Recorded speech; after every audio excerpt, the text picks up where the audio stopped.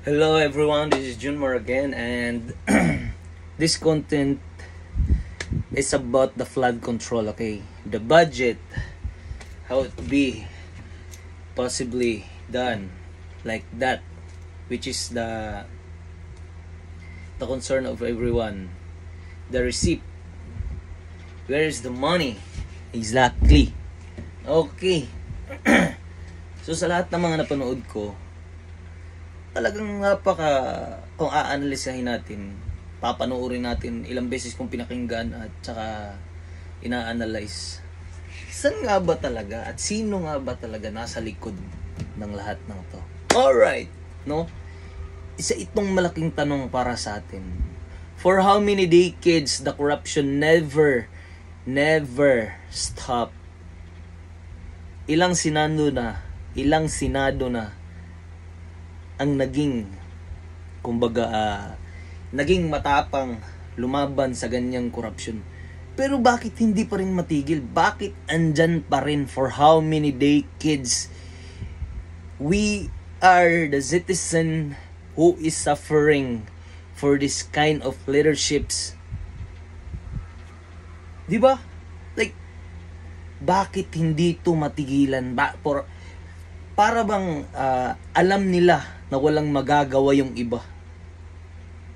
Andyan lang sila para ipagpatuloy yung kanilang mga ginagawa. 'Di ba? Kung iisipin natin kahit sino andyan, 'di ba? Talagang kung alam nilang magkakahulihan, makukulong sila, bakit gagawin pa nila, 'di ba? Pero in behalf of that case, for how many decades, 'di ba? Andyan pa rin, mas lalong lumalala. Kung nakita nyo lang yung flood control for how many billion wasted, then yung nasira lang yung semento ng ganun-ganun lang, tas walang bakal sa loob. Tas ilang billion yun. Tas yung contractor ano ba yun? Ano yung ibig sabihin? Hindi ko kasi masabi, pasensya na po, nauutal ako. Yung ihinarap sa Senado. Ano yun? Bakit andyan pa yung hearing? Andyan na nga umami na nga. Bakit? Di ba? Oo, merong nagmamabuting loob. Napakalaking salute ko po sa inyo talaga lahat, kung sino man yung mga Senado na panood ko po. And kayo po ay really willing to risk everything, and you were doing your job exactly what needs to be done. But the question is, bakit andyan pa rin yung ganyang corruption?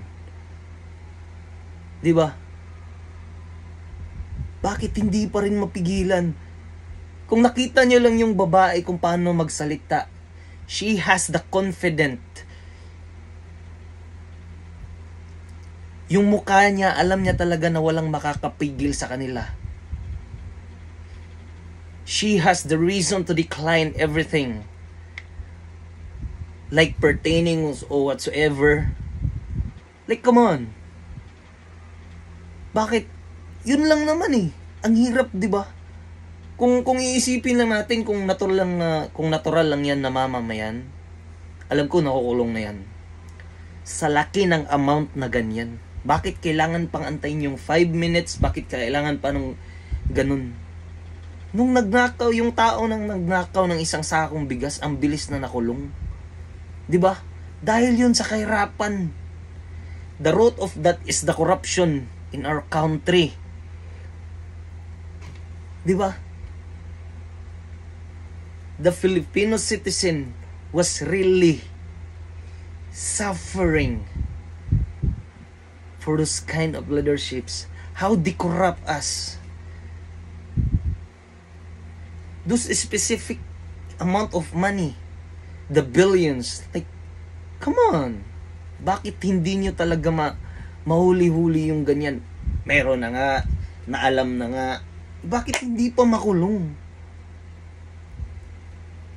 I'm not saying that you're not good enough. But what I'm trying to say is, bakit mayroon pang ganyang mga confession? Bakit ang dami pang hinihintay, di ba? Sa totoo lang, medyo magtataka ako di ba? Tayong lahat, I'm just a Filipino citizen, concerned about seeing how those corrupt people still sitting down their chair. Come on. Wala ba talagang ibang paraan? Kasi umami na nga, para bang ang hirap kalabanin yung nasa likod ng mga ganyang tao. 'Di ba? Ano nga dapat kailangan gawin, 'di ba? Nakita naman natin na kung gaano na nahihirapan yung mga tao sa ulan ngayon.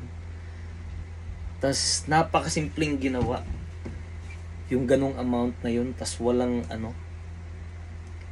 So, sige, balikan natin yung pagpapagawa ng ganun. Hindi naman naaaprubahan yun kung isang tao lang gumawa. Siyempre, they have to coordinate everyone just to fulfill their plan. So, ibig sabihin, hindi isang tao lang yung gumagawa. Ang dami. Kumbaga, kung sinong tao lang yung nasa harap, yan lang ang ating nakikita. Hindi pa natin nakikita kung sino talaga yung nasa likod na yan. 'Di ba? Kung iisipin natin. 'Di ba? So, ibig sabihin, kung paano nga yung babae sumagot, she is really calm. Like, ngiti-ngiti lang, alam niya talaga na walang magagawa yung gobyerno. 'Di ba? Para sa akin, I doubt na talagang matitigil yung mga ganyan. Pero, saludo din ako sa mga matatapang na mga senado na talagang hinaharap yung mga ganyang tao. Just in fact, unti-unting nalalaman yung ebidensya, marami nang nagagawa, meron ng ganon, may lumantad na kontraktor, ganon talaga, ganon. Tsaka, during hearing, talagang makikita mo na they have the confidence, right? Talagang alam nating wala tayong magagawa, di ba? So, ibig sabihin, kung sino lang yung nakikipaglaban sa patas, sila lang yung pinakamaliit. Most of the people around us is doing negative, which means the corrupt people behind those chairs. 'Di ba? Iisipin natin. Hindi patas talaga, alam mo. Kaya nga si former President Duterte nahihirapan 'di ba? Sa kaso lang ng droga, grabe. Pero bakit hindi talaga mawala? Yan na nga yung sinasabi ko sa unang video ko na bakit nga natin kakalabanin kung alam naman natin wala tayong kalaban-laban sa kanila? Gumawa na lang tayo ng paraan na magiging unite para walang gulong mangyayari. Kasi ang daming nadadamay. 'Di ba? That's just a question for me, and I hope that would actually fix. It is really hard for us just to, seeing this kind of people who still sitting their chair in front of us, like defending themselves that they are not responsible for those kind of actions. But come on, ang hirap. Okay, so sa mga taong nakikinig dyan, sa mga nanonood ng video ko, sana po pakitatagan nyo lang po, at sana rin po, ito lang po yung pinaka best advice ko, sana po wag na tayong mag-rely sa gobyerno. Alam naman natin na merong matatapang at merong matitino, pero summa total, iisipin lang natin, talagang nahihirapan silang puksain yung mga ganyang pangyayari. Marami namang matitino, pero nahihirapan talaga, kaya wag na tayong mag-rely sa mga ganyan.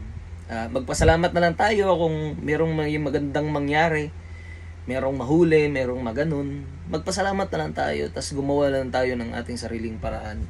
Hindi ibig sabihin na sariling paraan which is gumawa na lang din ng kalokohan. Maging patas na lang, tas itaguyod yung mga bata, kasi the future nasa mga bata talaga yan.